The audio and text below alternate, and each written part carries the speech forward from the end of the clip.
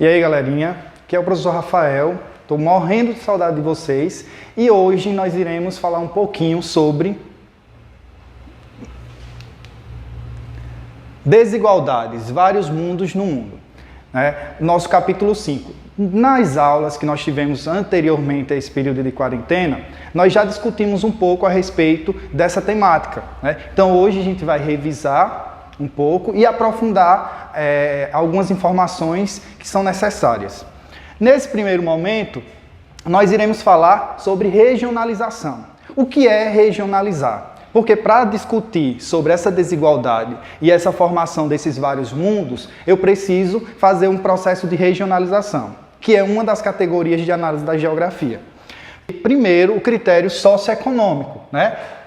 Essa regionalização ela vai ter como base a questão social e a questão econômica.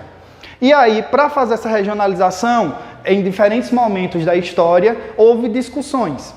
Só que essas discussões começaram a ser mais inflamadas a partir de 1950. Nesse período, começa a ter a discussão de mundo desenvolvido, mundo subdesenvolvido, certo? E começam a surgir as diferentes classificações. Aqui eu vou mostrar para vocês três, inicialmente, e depois eu vou mostrar uma que é a mais utilizada nesse momento, certo? Porque quando a gente fala de regionalização, ela pode mudar. Hoje eu faço uma regionalização, mas a configuração e as relações entre os países, ela muda. Então nessa mudança, automaticamente a forma de regionalizar também pode mudar. A primeira aqui, que a gente vai discutir, são os três mundos. Em 1952 surge essa regionalização. Primeiro, eu tenho que lembrar do contexto histórico. Não tem como eu discutir uma regionalização sem levar em consideração os aspectos históricos. Nessa primeira regionalização, o mundo era dividido em primeiro mundo, segundo mundo e terceiro mundo. Daqui a pouco a gente aprofunda mais um pouquinho sobre isso.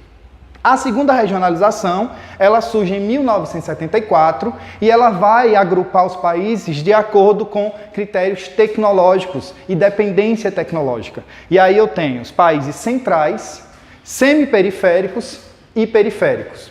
Isso, 1974, ainda durante a Guerra Fria, certo? Tanto a regionalização dos três mundos, quanto a regionalização dos países centrais, semiperiféricos e periféricos, ela está inserida no período da Guerra Fria. A terceira forma de regionalizar seria a regionalização norte e sul. Essa surge a partir de 1990. Então nós temos uma nova ordem mundial, uma reorganização dos espaços globais e a geopolítica muda. Então uma nova regionalização se fez necessária. E aí nós temos a regionalização norte-sul. E do lado ali, eu tenho a regionalização em países desenvolvidos, subdesenvolvidos e emergentes. Essa regionalização, proposta também na década de 90, é elaborada pelo FMI, Fundo Monetário Internacional, certo? Então, nesse primeiro momento, nós iremos conhecer essas quatro formas de regionalização do espaço global. Então vamos lá. Primeira, os três mundos. Neste mapa aqui nós podemos observar a formação de polos regionais a partir de critérios ligados à ideologia. O mundo era dividido em dois blocos. A partir de 1945, pós Segunda Guerra Mundial, o mundo é dividido em países capitalistas e países socialistas. Então, nesse período, o que é que acontece? Uma regionalização é proposta. A regionalização onde eu vou ter o primeiro mundo, os países capitalistas. O segundo mundo, os países socialistas. E o terceiro mundo, os países não alinhados ou capitalistas mais pobres, certo? Só que quando é que surge e quem é que cria essa regionalização? Como eu havia falado anteriormente, ela surge a partir de 1945, pós Segunda Guerra Mundial. Ou seja, eu tenho uma reorganização dos espaços. Por quê? O antes da Segunda Guerra Mundial existia uma geopolítica, uma organização. Pós Segunda Guerra Mundial, as relações entre poder, relações de poder entre os países muda. E aí a gente vai ter o demógrafo francês Alfred Souave, em 1954, ele cria a ideia de terceiro mundo. Ele fala sobre esse terceiro mundo. Quando ele fala sobre o terceiro mundo, ele está fazendo referência ao terceiro estado da Revolução Francesa. Certo? Eu tinha, com a Revolução Francesa, aquela alteração, né, que foi proposta de acabar com o primeiro, segundo, terceiro estado, aquela divisão que existia antes da Revolução Francesa, onde o terceiro estado era formado por quem? Camponeses e burgueses. Vale lembrar que no primeiro estado eu tinha o clero, no segundo estado a nobreza. Então o terceiro estado eram aqueles menos favorecidos, né? E a mesma coisa aconteceu nessa regionalização. Eu tinha o primeiro estado, os países ricos, principalmente os da Europa Ocidental, né? Nós podemos ver aqui no mapa, essa parte aqui vermelha, Europa Ocidental. Eu vou ter na América do Norte o Canadá e os Estados Unidos, o Japão, Austrália e Nova Zelândia, certo? Então esse era o grupo que formava o primeiro mundo, né? O segundo grupo, eu tenho quem? Os países socialistas, é o segundo mundo, na verdade, como era chamado. Os países socialistas liderados pela União Soviética, certo? Então, a divisão desse grupo era diretamente ligada com a ideologia adotada pelos países. Então, segundo mundo, a Europa Oriental, uma parte da Europa Oriental, uma parte da Ásia Central e a Rússia, né, que é a União Soviética na época, e Cuba. Esse era o grupo que fazia parte do segundo mundo, certo? Os países faziam parte do segundo mundo. E eu tenho também o terceiro mundo. Quem é que fazia parte desse terceiro mundo? Por inspiração da Revolução Francesa, como eu falei, eram os países pobres ou não alinhados. Quando eu falo não alinhados, eu estou falando daqueles países que nem eram a favor dos Estados Unidos capitalista, nem da União Soviética, que não queriam se envolver diretamente no conflito que estava acontecendo entre essas duas nações, certo? Então essa é a divisão, é uma das regionalizações que a gente tem em três mundos. Essa surge em 1945, tem fim em 1991. Ela perde o sentido, na verdade.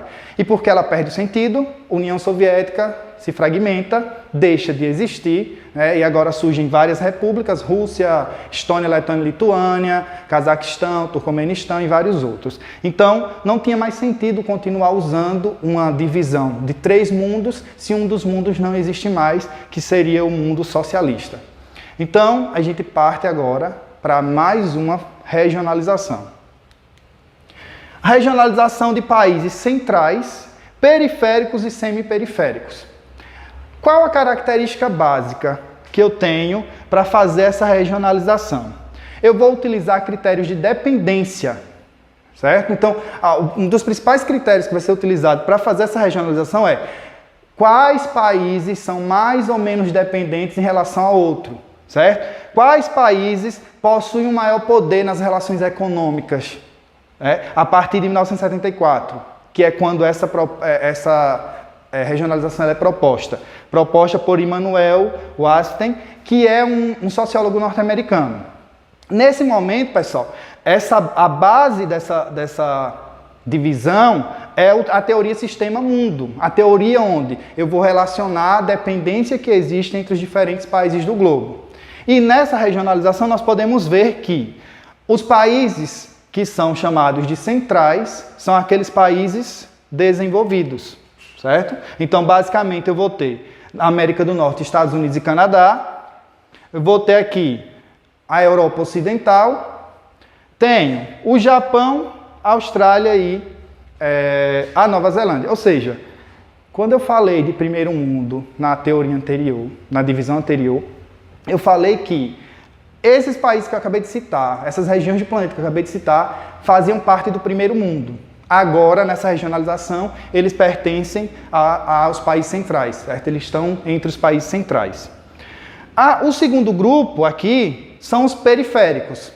Tudo aquilo que não está no centro está na periferia, certo? Então, nesse caso aqui, os países periféricos seriam aqueles que não são desenvolvidos ou que estão em processo de desenvolvimento, mas um processo muito tímido. E aí nós podemos citar a África, quase toda, certo? Com exceção da África do Sul, que vai entrar num próximo grupo. Eu tenho boa parte da Ásia, certo? E aí eu faço uma observação para a presença da Rússia, né? A Rússia, ela está colocada aqui como um país periférico. Nós não podemos esquecer que a Rússia está passando por um processo de transição. A Rússia era um país socialista, essa proposta é do ano 2000, era um país socialista até 1991, e ela começa a passar pelo processo de transição. Então, esse país aqui enorme, né, o de maior extensão territorial, ainda nesse momento é considerado como um país periférico. Vale lembrar, essas divisões elas alteram ao longo do tempo. Então, se esse autor, se outra pessoa, outro pesquisador, tiver interesse de criar uma nova regionalização, utilizando esse critério, né, países centrais, periféricos, semiperiféricos, é muito provável que a Rússia ela deixe esse grupo de periféricos e passe a compor o grupo de semiperiféricos. E quem são os semiperiféricos? São aqueles que estão passando por um processo de desenvolvimento, estão se industrializando, né? Mesmo tendo muitos problemas sociais e mesmo tendo ainda uma certa dependência tecnológica em relação aos países centrais. Mas eles estão em processo de evolução. E aí nós podemos citar Brasil, Argentina, México, Arábia Saudita, Índia, China, né? Que é uma nação que está assumindo uma posição muito interessante na atualidade, que nós iremos discutir mais à frente. Então, essa é a divisão básica proposta em 1974, certo? De países centrais, periféricos e semiperiféricos, certo? Agora, nós iremos para a terceira regionalização, que é por critérios socioeconômicos de norte e sul. Essa é pós-Guerra Fria, certo? Com o fim desse período, com a fragmentação da União Soviética, o que é que acontece? Uma nova proposta de regionalização surge, que é a divisão de Norte e Sul. Então surge uma linha agora que vai ser muito importante para essas relações de eu sou um país desenvolvido ou eu sou um país subdesenvolvido. O uso de desenvolvido e subdesenvolvido não era muito aplicado nessa divisão Norte e Sul. Uma aplicação que se tornou-se muito comum era quem é do norte é rico, quem é do sul é pobre. Então essa era a divisão. Só que é uma divisão que não segue a divisão geográfica, né? Quando a gente fala hemisfério norte e hemisfério sul, a gente vai se referir hemisfério norte, tudo que está acima da linha do Equador, ou seja, está na posição norte, tudo que está abaixo vai ser sul. Certo? Isso levando em consideração questões geográficas. Essa linha não leva em consideração essa questão, vai levar em consideração critérios socioeconômicos, certo? Então, qualidade de vida, domínio tecnológico e por aí vai. Então, norte, eu vou ter América do Norte, com exceção do México.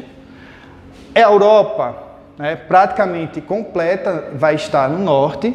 Eu vou ter uma parte da Ásia, né, principalmente Rússia, Cazaquistão e Japão, e vou ter a linha descendo para o hemisfério sul, geográfico. Nesse momento, pessoal, a linha vai buscar lá embaixo a Austrália e Nova Zelândia, dois países do hemisfério sul que são considerados desenvolvidos, certo? Então, essa divisão, ela não vai obedecer critérios geográficos, e sim critérios socioeconômicos, ok? Aí a gente entra em mais um ponto interessante, que vai ser o mundo dividido pelo grau de desenvolvimento, que é utilizado na atualidade. Também surge por volta de 1990, proposto pelo FMI, e ele vai classificar os países em desenvolvidos, emergentes e subdesenvolvidos, certo? Então essa daí é a mais utilizada na atualidade para classificar os países. Eu vou ter os países em desenvolvimento, que são países que passaram, na verdade, por um processo de colonização, principalmente os europeus, né? Colonizando a América, colonizando a África, colonizando a Ásia. Então, esses países têm uma dependência muito grande em relação à tecnologia, têm uma dificuldade muito grande em diferentes setores da economia. E aí, eu vou ter o segundo grupo, que são os emergentes. Os emergentes, pessoal, eu já citei em uma classificação anterior, são países que passam por um processo de evolução econômica. Só que esse processo de evolução econômica, ele encontra uma dificuldade. Qual é a grande dificuldade? O fato de os problemas sociais ainda persistirem no país. Então, o poder econômico que esses países estão conseguindo não consegue chegar, em muitos casos, à população, certo? E aí nós podemos citar Brasil, nós podemos citar China, nós podemos citar a Índia, certo? Que são considerados países emergentes.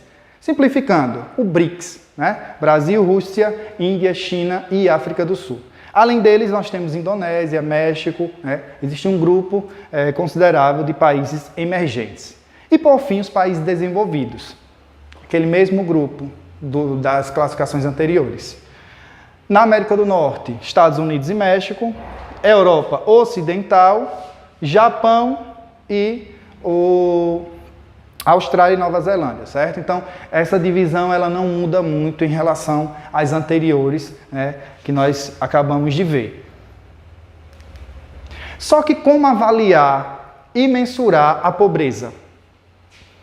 A gente viu classificações, elas utilizam alguns critérios para definir essa divisão de países, esse agrupamento que é feito, mas como avaliar e como medir esse nível de desenvolvimento dos países? Aí nós teremos alguns artifícios. Eu vou utilizar o Produto Interno Bruto, que é o PIB, só que aqui eu vou ter um problema, porque eu vou só estar levando em consideração aspectos econômicos, né? Então, eu vou deixar de levar em consideração aspectos sociais.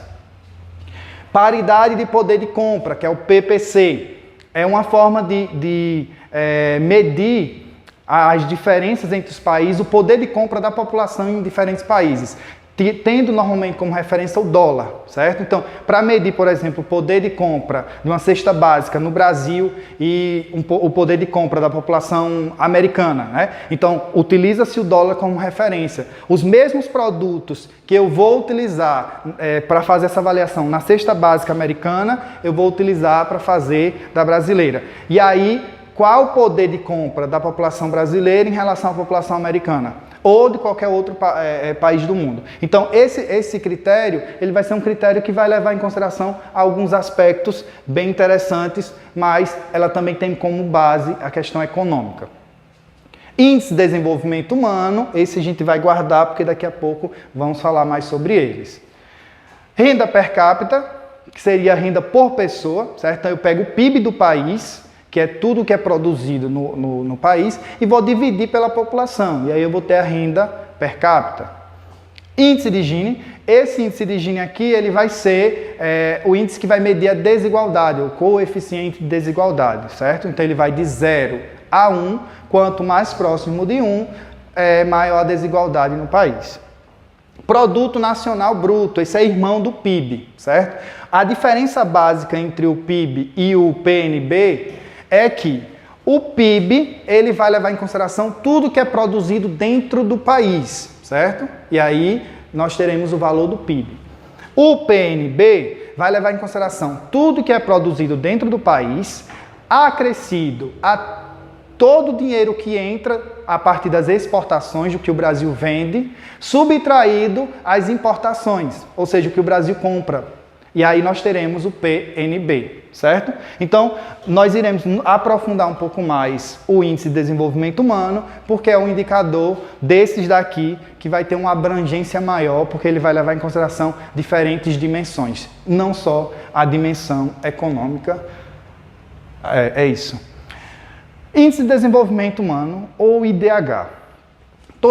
Vocês já estão cansados de ouvir, né, esse termo IDH. Mas, basicamente, pessoal, o IDH ele é criado pelo PNUD, que é um programa das Nações Unidas para o Desenvolvimento, na década de 90, para tentar classificar os países e tentar traçar formas desses países poderem evoluir socialmente, né? Nesse momento, eu tenho o IDH sendo calculado a partir de 3 dimensões: longevidade, educação e renda. Na primeira dimensão, vai levar-se em consideração mortalidade infantil e expectativa de vida. Ou seja, a população do país A, ela está vivendo muito ou pouco? Qual a taxa de mortalidade desse país? Qual a esperança de vida? Certo? E aí leva-se em consideração a mortalidade infantil e a expectativa de vida. Educação. Aí nós teremos analfabetismo e matrículas. Taxa de analfabetismo, certo? Dentro dos países e a taxa de matrícula. Pessoal, quando ele fala desses alfabetizados, eu vou estar levando em consideração a população adulta. Essa taxa de matrículas aqui vai estar levando em consideração a população que está atualmente se configura como jovem, né? Que está em idade de estudo. E o IDH também vai levar em consideração a renda, que nesse caso são 2 pontos que vão ser levados em consideração, que é o PIB e o PPC, que eu falei anteriormente, certo? Que é o paridade de compra, né? O poder de paridade de compra entre os diferentes países. Mas nesse caso aqui a renda per capita é o ponto crucial, certo? Aqui eu tenho um mapa que vai mostrar a classificação dos países, levando em consideração o IDH. E um ponto importante é que o IDH vai de 0 a 1. Quanto mais próximo de 1, melhor a condição de vida da população. Quanto mais próximo de 0, pior a condição de vida da população, certo? Então, no caso do Brasil, nós temos aqui o Brasil no grupo de países de IDH elevado, né? O último IDH que foi publicado em 2017, o Brasil tinha 0,761, considerado elevado, certo? Arapiraca, que os municípios também têm um IDH, só que é o chamado IDH-M, que é o IDH municipal. Arapiraca apresentava um IDH de 0,649, se configurando como um IDH médio, certo? É claro que esses dados eles estão ultrapassados, porque no caso do IDH-M, os relatórios eles não são anuais, certo? Então, isso dificulta um pouquinho esse processo de informações. Mas o último IDH que foi lançado de Arapiraca, 0,649. Só que o IDH esconde um detalhe. O Brasil é considerado como um país de IDH alto. Só que nós sabemos que o país apresenta uma certa desigualdade social, é uma das maiores do mundo. E aí a gente vem para um novo modo de... Voltando aqui.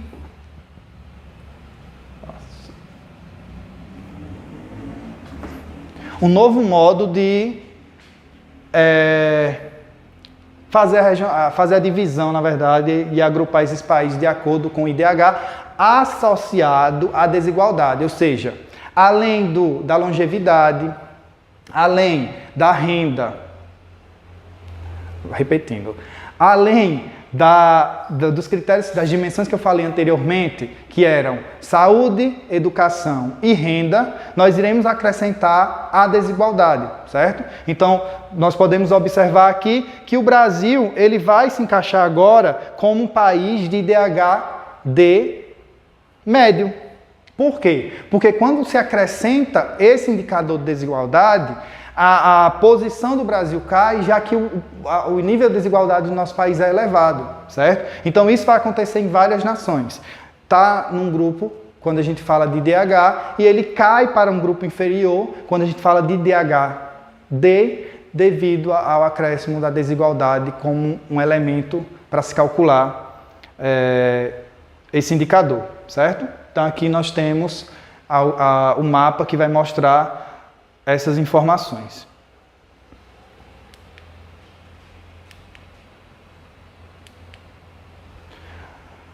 E aí nós chegamos na parte que fala sobre os grandes bolsões de pobreza, ou seja, quais áreas do mundo apresentam maiores problemas ligados à pobreza.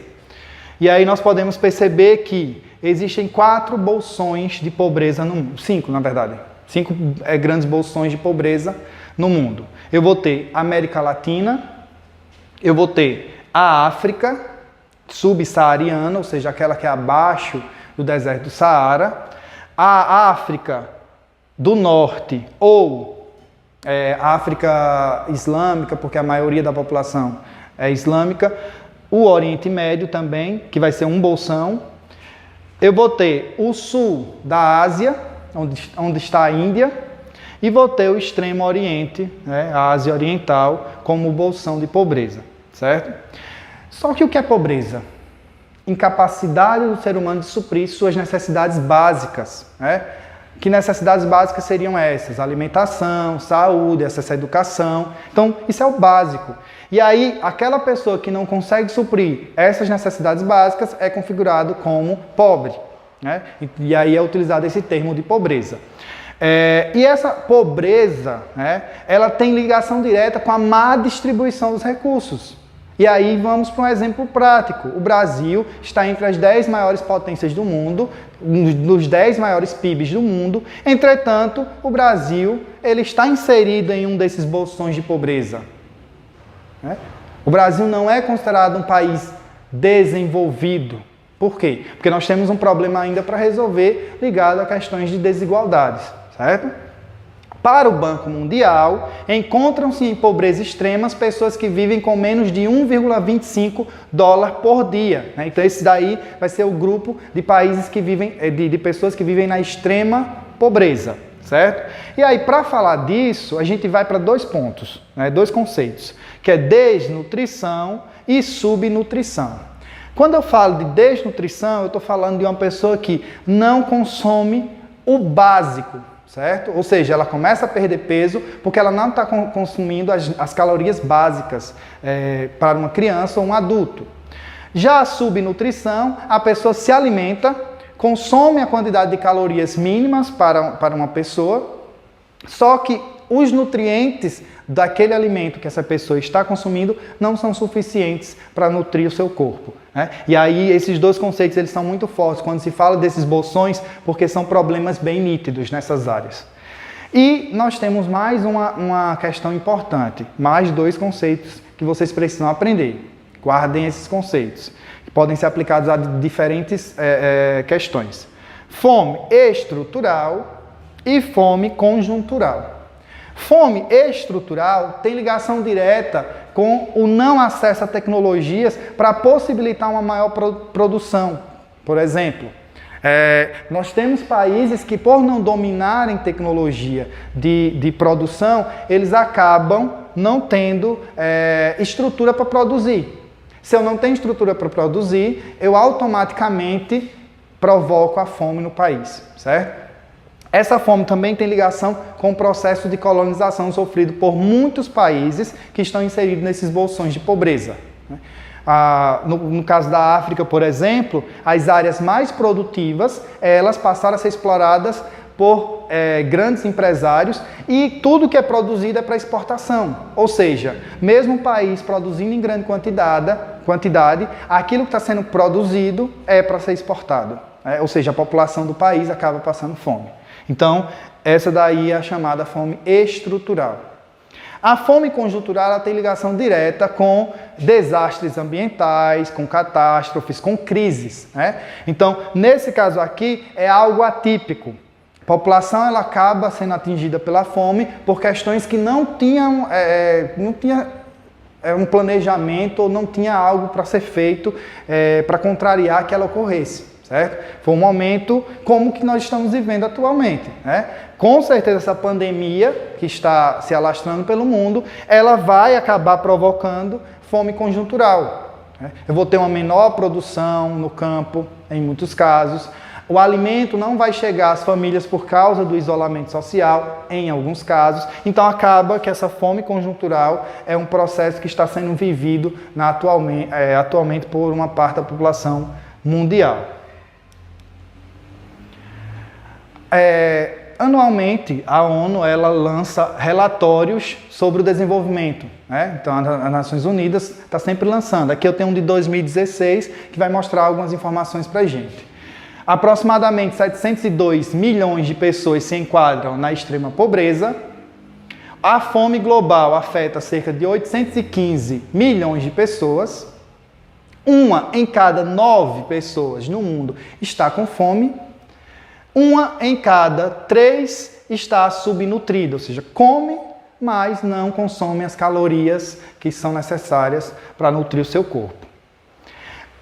Por este motivo, no ano 2000 foi lançados os Objetivos de Desenvolvimento do Milênio, e um dos principais era erradicar a fome e a miséria, certo?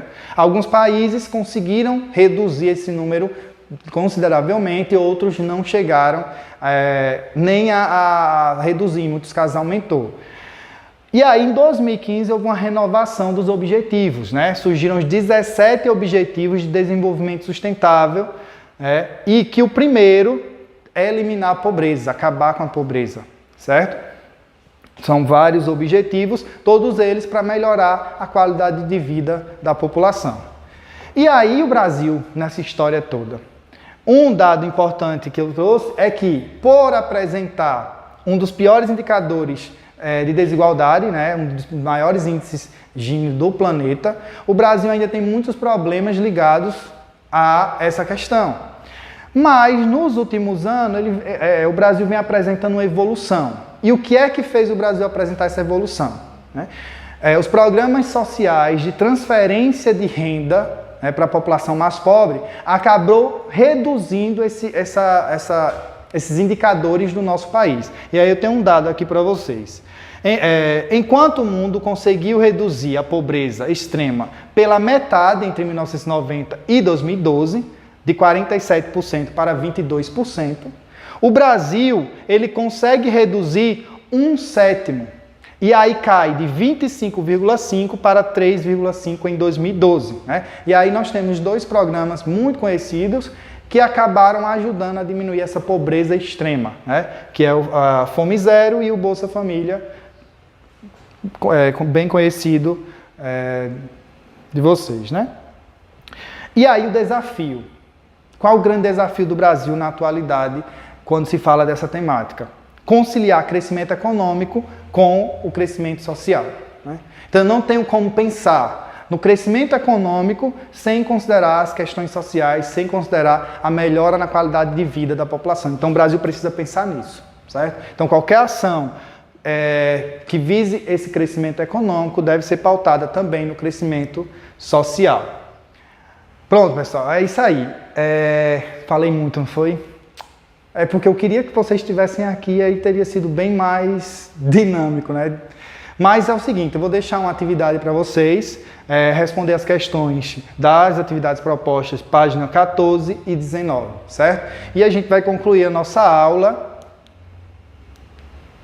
com uma frase retirada deste livro que eu super indico para vocês. A gente ia trabalhar ele de forma mais aprofundada, mas aí agora nesse período vocês podem estar fazendo a leitura. É o livro Destruição em Massa, Geopolítica da Fome, de Jean Zaegli, certo?